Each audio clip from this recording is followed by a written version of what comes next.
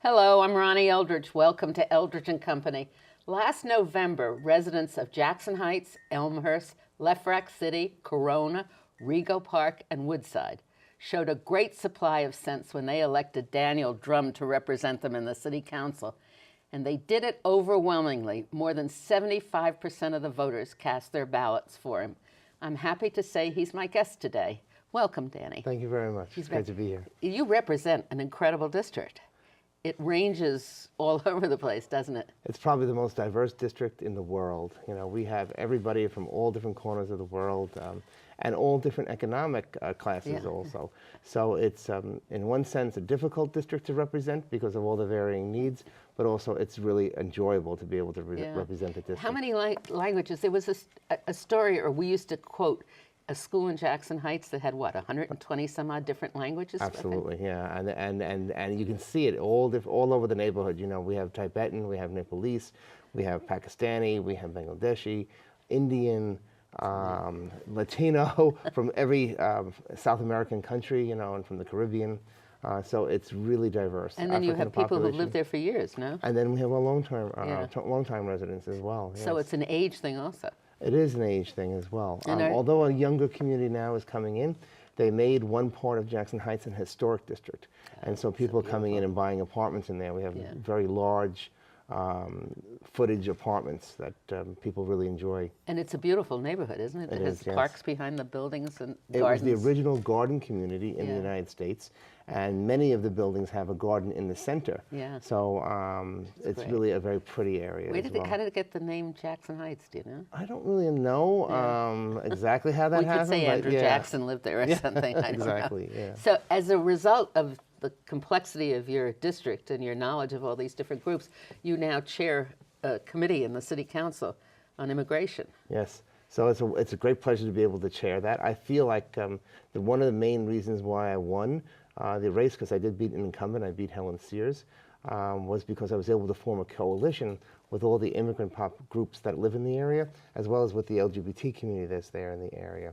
So when I looked at committees that I was interested in, the Immigration Committee is one that jumped right out at me, and I specifically asked to have the chairmanship of that committee. I mean, we have a large number of immigrants from all different kinds of groups, right? Right. So what are the pressing needs? I mean, we know basically what they are, right? They need everything. Right. Well, immediately we're looking at immigration reform, and although that's a federal issue, of course, it impacts us very much on a local level.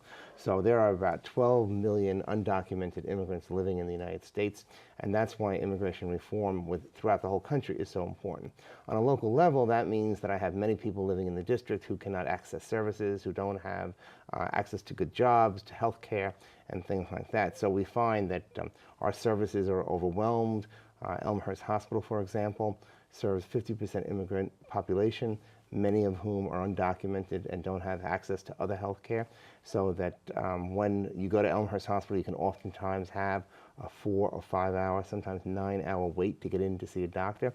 And although Elmhurst itself does a tremendous job meeting all of those needs, the reason why you have such large waits is because you have so many people coming there that use it as a doctor's office. They don't have access to other health care. And that's basically the undocumented population. In my district also right now, there's a big issue with ICE on Rikers, Immigration and Customs Enforcement on Rikers Island, because these agents sit there, and when people get arrested, they have access to the prisoners, and they go in and they question them, and if they find out, or even if they suspect that they may be here undocumented, they put a detainer on them and then send them down to Texas for a long period of time. So the ICE agents have an office there, and once somebody is committed to Rikers, that's when they do the questioning? Correct. But they don't hang out, for instance, at the hospital, or do they? No, not necessarily, although I have seen in my neighborhood ICE raids on various places, homes and buildings and businesses. So people really live in fear. They live in fear, and many of my constituents are afraid to jaywalk for fear of being arrested or being ticketed or being found out their immigration status. So it's a big concern in the district. And what happens with the license? We will not give them licenses anymore. No. At one time there was a bill that was up in Albany that would have overlooked their immigrant status, but now it's But New York City is considerably more advanced, isn't it, on protecting the rights of undocumented in a way compared to other cities or other localities? It is, and I think that even with Mayor Bloomberg, it's one thing where I do give him some credit, is that the approach is correct. Now, I argue with the mayor about funding ESL classes and providing funding for citizenship classes and things like that. I'm a believer that he should put his money where his mouth is and put up that funding and provide some funding for the immigrant population, which doesn't happen, and that falls on the burden. That burden falls on the shoulders of the council to do that. But they can, undocumented people can enroll their kids in school. Yes, they can, no problem. And actually, the mayor did issue an executive order which prohibits discrimination on the basis of national origin and immigrant status. So that is a good thing as well. It really gets down to how is it implemented on a very local level, in terms of the police department, in terms of Rikers Island, and things like that. And what's the average size of a classroom? Oh, classrooms are very overcrowded. In my district, many of them go to, some of the schools are more than 200% at capacity or over-enrolled. So that remains a huge issue in the district. When I was campaigning, I campaigned on trying to reduce class size. We have just in the recent last few months opened about 800 new seats in the district, and I will give my predecessor some credit for that as well, for having the insight to get some of those seats into the district. When you say you've opened new seats, where? They actually rented a Catholic school. Catholic school closed down, and they took over the Catholic school, and they're using that. And little by surely, they're moving those kids into the school. So it'll take about 4 years, I think, until the process is completed. And then they did build an additional wing on PS 13 in Lefrak City as well. Do they have any bilingual schools or classes? We have many bilingual schools and many bilingual classes, and that school that they just opened is a dual language school, so that they're attempting to teach in both languages. What language are they teaching? Spanish and English, and I think most of the bilingual classes that I'm aware of are Spanish and English as well. I have a large South Asian population, so eventually we'll probably have to do Hindu and Hindi and Urdu and languages like that. So interesting, isn't it? It's truly, I mean, what's interesting is, we always used to talk about this melting pot, which meant everybody was going to get together and come out similar, but everybody's really got cultural differences. Right. Well, I'm a believer in celebrating those differences rather than always trying to look for something that's similar. Yes, we're all human beings, and that's a great thing. But what would life be if we didn't have differences, And so we should learn to celebrate those differences. I have a large Muslim population, and I supported the mosque downtown, not just because I have a large Muslim population, but because I believe that even by questioning the validity of whether or not you should have that mosque downtown implies that there's something wrong with being Muslim, and there's nothing wrong with being Muslim, obviously. And I feel that way as a gay person also, and there were times when people would say, exactly, so I try as a chair of the immigration committee also to make those connections. It's amazing, isn't it, that you haven't heard much about the mosque downtown since the election, if you notice. Exactly. And it's so incredible how issues get whipped up during the rhetoric. And they just, stir it up and they use it for their own advantage, absolutely. So what about jobs, and how do people live? I mean, how are they getting money if they're immigrants? You come here, you don't speak the language, you don't have papers. What do you do for money? Right. I mean, we've often heard that immigrants are taking away jobs from Americans that they would want, but I don't really believe that. I look around my community and I see wonderful immigrant entrepreneurship. They're opening businesses that meet the needs of the immigrant community, but they're also doing jobs in other areas that people don't want those jobs. For example, the pizza delivery man in my neighborhood, who, by the way, was just beaten up by and mugged by two people delivering a pizza recently. But they're doing jobs like that Americans don't necessarily want. And so they struggle. They come here with the American dream in mind, and they want to fulfill that dream just as groups before us did as well when they first came here to this country. So it's difficult, but they do manage to find these jobs. We talked in a different program about what's happened to the Puerto Rican community, because it seems that they're the community that has been bypassed. The poor of the Puerto Rican community are not doing as well in school. They're more dropouts. They're more unemployed. because they won't take some of these jobs. They've grown up in America, and they don't want those jobs, right? And Their expectations are a little higher, and and at the immigrant population, when we were talking about Latinos, that the Mexicans and other people really have that spirit. They just go and work. It shows in schools. Well, I think some of those problems also reflected even in the African American communities and in some of the poor white communities, where people don't want to do some of the jobs that the more recent immigrants are willing to take on and do. So do you have job centers? Do you help them, or are they mostly small business jobs that people get? We do have small business jobs. Basically, we don't have job centers per se. But they come here with that dream, and they're self-motivated to find jobs. They're very, very hardworking, this immigrant population that we have. Is housing a shortage in your district? Housing is a tremendous shortage in the district. We face double occupancy, triple occupancy, illegal occupancy of many of the homes.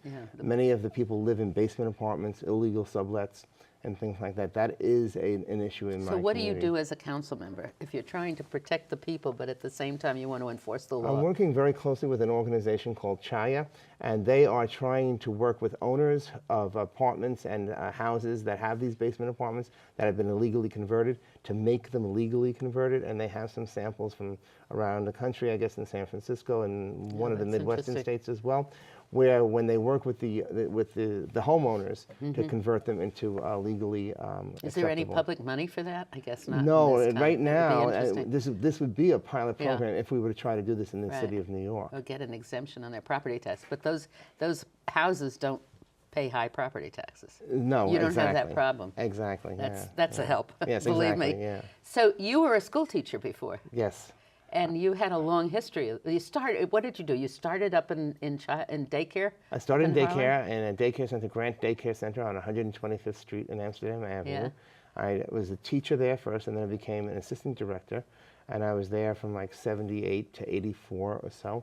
Then I left to go to the public school system, and I was a teacher at PS 199Q in Sunnyside for 25 years. I remained in that school for 25 years. And what did you teach? Fourth grade for 18 years, and I was a social studies cluster, meaning that I went around period by period and taught a social studies lesson for 7 years. So as a gay person, let's talk a little bit about the experience at the Board of Ed. Oh, Then it was the Board of Ed.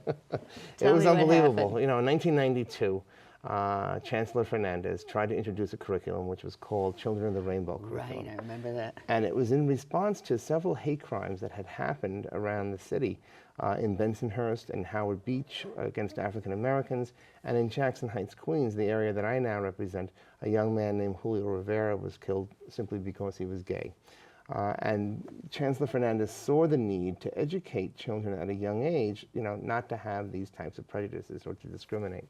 And but my school board president, Mary Cummins, at the time, came out against the Children of the Rainbow curriculum and created a big scene. I came out as an openly gay teacher in response to what my school board president was doing. It was front page news. They had news trucks around my school for 4 days.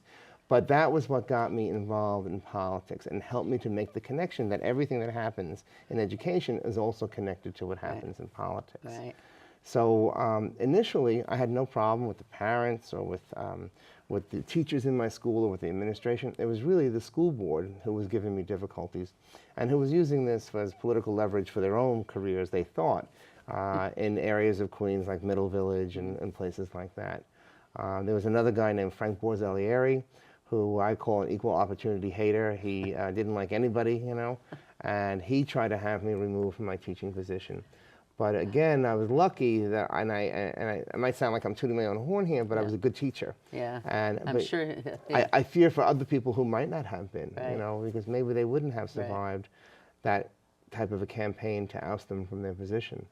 So it's interesting. So that is, in a way, I mean, that's what gives you the empathy, sympathy, or understanding, or something of people who are different from other people, or people who are there. You know, it's just Absolutely. I always felt during the Anita Bryant stuff, you know, against the gays in Florida, and when we had it all here and around, I always thought that the right to be whatever you want to be is similar to a woman's right to choose whatever she wants to do. Absolutely. As far as children and childbirth and everything. And the connection there, I think, also helped. Absolutely. It's so interesting about how the insights or experiences of people really form their political being. And I think it makes them better politicians than people who just decide they want to be in politics, don't you think? Oh, absolutely, I agree. I think some of the prejudice against gay people, against gay males in particular, is based on discrimination against women, because some people in the old days, the Anita Bryant days, would equate being gay with the effeminization of men, and women, of course, were not as worthy as men, and therefore you had this discrimination against the gay community. But going to your point in terms of a woman's right to choose, absolutely, because that's a woman's right to choose her own body, what she wants to do with her own body, as well as a gay person who wants to choose whom they have sex with or whom they sleep with. Exactly. And I also equate it with other minority groups as well. I don't think that the battle or the struggle for equal rights, civil rights, human rights, abortion rights is won singularly. We have to unite around a common cause, and that's how we're going to win all of these struggles. And we need that basic respect for humanity and people, right? Absolutely. And a tolerance for people who have a different opinion and version of life. You know, oftentimes I see a lot of right-wing people who are against this or against that, and then something happens in their own life, you know, and then all of a sudden they realize, well, maybe, you know, I shouldn't have been so against this or that. You know? So now you're in the city council, and I'm so envious because you guys have what you call a progressive caucus. Yes. So there are some people who think like you do. Yes. Because there weren't many when I was in the city council. Well, there are about 9 of us who were elected in the last election who consider ourselves to be very progressive, and a few others who joined us. There's about 13 members of the Progressive Caucus right now. And we have a very different approach to what should be done in this economic time of economic crisis, in this time of economic crisis. For example, we feel that we should have a progressive tax on those who make over $699,000 a year. And we feel that those who can afford it should pay their fair share of taxes. This way, we could avoid having the cuts to social services that low-income, poor New Yorkers depend on so very, very much, my immigrant population as well. So we are pushing that as well. And when the mayor talks about budget cuts, the only thing that he does talk about are budget cuts and no new ideas in terms of revenue raising. So we are very committed to trying to get the mayor to talk about ideas about how we can increase revenues in the city, not just cutting programs. Right. That's a very basic, interesting thing, which he most likely... I mean, I'm even concerned about the governor as we move forward and how many cuts he's going to make at the state level. We're faced with such a total frightening picture, right? Very, very scary. Right. So being in the school system, what do you think about the new Department of Education? Well, I'm very concerned. I'm concerned about the top-down style of management. Does that mean because of its mayoral control, do you think?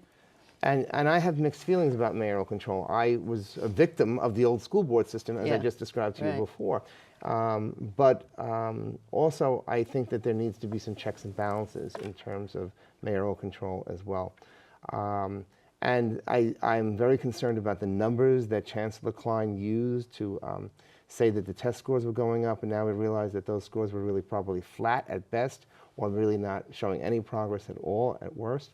And now the selection of Kathy Black as chancellor is another top-down management decision that's been made with very little input from the practitioners, from the teachers, from the principals. None, as far as we can tell. Right? None whatsoever. And that's how they've handled the Department of Education since Joel Klein became the chancellor.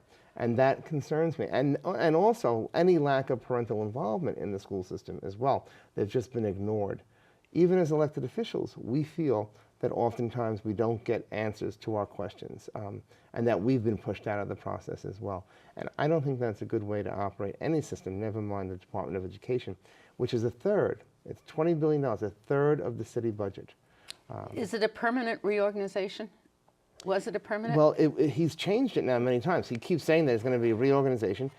No, I mean the state, when they the Department of Education as opposed to a Board of Education. Actually, that has never actually been legally settled. Is that right? It's still technically the Board of Education. They call it the Department of Education. And Albany did give the mayor control over the schools and did give the mayor control over the selection of the chancellor. However, there is minimum criteria that the chancellor must meet. In this case, which Kathy Black does not actually meet. The minimum requirement is that you have a certain number of teaching credits, administrative credits, and an education license and a teaching license. She doesn't have any of those. So that's why he's asking for the waiver. In my lifetime, we've gone from, when I started working for John Lindsay, it was right after school decentralization was so bitterly fought. And that was one extreme, and now we have another extreme, and somewhere in between. I mean, it's got to be, even the decentralization, I don't think was ever proven that it wouldn't work. I think that was another I'm not opposed to mayoral control of the schools per se, but I think there needs to be some checks and balances. Let me give you an example of what I mean. If the city council were to have advice and consent over the selection of the chancellor, that would be one way that we could get the chancellor to respond to us as well. And so that's something that we've proposed. And there's actually a piece of legislation on the state level, and I'm forgetting who the sponsor of that is. But that way we could have conversations with the chancellor and get some answers, I think, if we had that. Do you, when you talk about the advice and consent, and you're willing to bring a vote to the council, is the council sufficiently these days independent of county organizations or of political? When you think about it, the county organizations that were so strong, where are they still strong? In the Bronx and in Queens? Yes, I'd say Bronx and Queens. They have very strong county Brooklyn's organizations. Got a fight in it. Yes, Brooklyn's got a little bit of a battle going on there now, and also the problems that Vito Lopez himself is facing personally with the investigations that are going on there. That's a problem. But there are varying degrees of strength, and Queens County is probably strongest in terms of getting its members to work with and select the Speaker of the Council. The Bronx was influential in that the last time around, and I think they probably will remain that way. Manhattan kind of does its own thing. And Staten Island is basically written off as Republican, right? Yes, exactly. Yes. Every once in a while. Yeah. Yeah, you have Debbie Rose. Debbie Rose is our Democratic. Is she part of the Progressive Caucus? Yes, she is. Yeah. She was persistent in running, I remember. Very persistent in running, and finally she got it, and then, she's been doing a great job. So do you and your Progressive Caucus, do you all stick together? We do, and we are still in the process of formulating the rules and the regulations about what we're going to do and how we're going to vote. Eventually, we hope to have a bylaw, I guess would be called, that on key issues, we will make a decision about to vote as a block or not to vote as a block. And so we're in the process of defining what those key issues will be to us as we move forward. We only started probably about 6 or 7 months ago. I think in March, we formed the Progressive Caucus. So some of those things are still yet to be determined. Are you considering proposing changes to the rules of the council? Absolutely, yeah, absolutely. Like the selection of committees and things like that as well. And what about the selection of a speaker? I mean, that is something that, when you look at Albany, the speaker is the second most powerful person in the city, right? And that speaker is basically responsible only to the voters in that speaker's district. So in Albany, you've got this enormous legislature, and you've got this man who represents the Lower East Side. It has always made no sense to me, and yet everybody says, well, that's the way it's done. But I'm not sure that it shouldn't be changed. I think that a lot of the elected officials, it's difficult to feel that you can be effective if you go against the leadership in some areas. It's impossible sometimes. And so that's where you weigh your options and where do you go, how far do you go, how do you get things accomplished and work with the leadership. Is always the choices that we have to face as elected officials. So if you're friendly with the speaker, you're very lucky. If you're not, you're out in left field. Right. And I don't even know if friendly is exactly the word. It's also philosophically important. Right. So in one sense, I'm very glad that Shelley Silver's there, and I'm worried, what would happen if he wasn't there, to be honest with you. I think some of the process parts of it are problematic. You say that because he's a liberal New Yorker. Yes, exactly. Yeah. And I think we need a voice up there that's going to hold true to those values, and Shelley has constantly held true to those liberal values. When you talk about a progressive tax, let's go back to the revenue side. That's not really something the city itself can decide, is it? No, we would have to have the state approval on that, but I'm sure that if the mayor were to go to the state, and that's what makes it so difficult, because he has already said no new taxes at all, and so has the governor, but it doesn't preclude us from continuing to promote these ideas. When I talk about that in my own district, people cheer and applaud Absolutely. me. It's such a popular issue.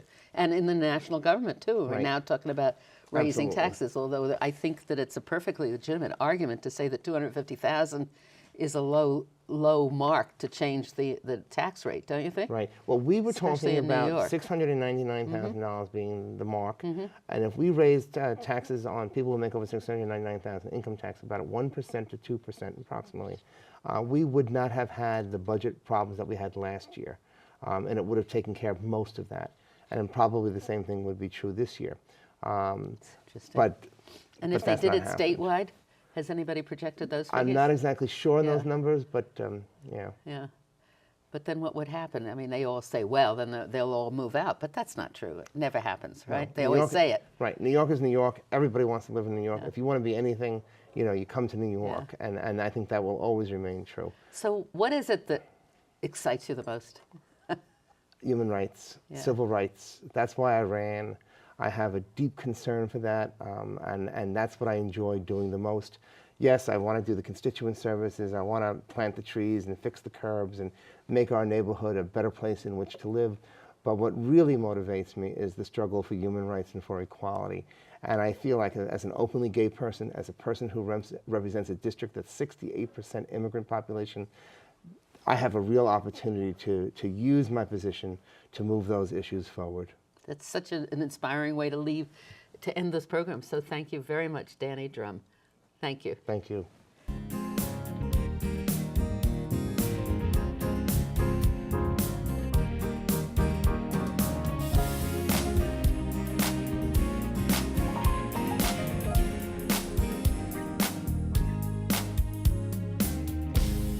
If there are any people you'd like to hear and topics you'd like us to explore, please let me know.